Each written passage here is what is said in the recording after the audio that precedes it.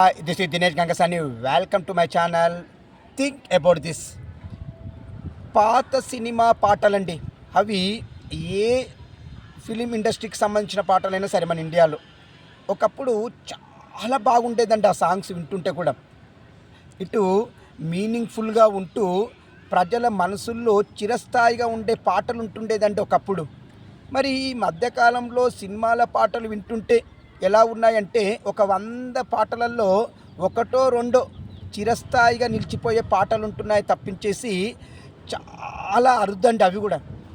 మరి ఒకప్పుడు ఒక 100లలో దాదాపుగా అయినా ఒక 40-50 పాటల వరకు కూడా చిరస్థాయిగా నిలిచిపోయే పాటలు ఉండేది. అది ఇప్పటికి మనం పాడుకుంటాం, మన అందరికీ తెలుసు.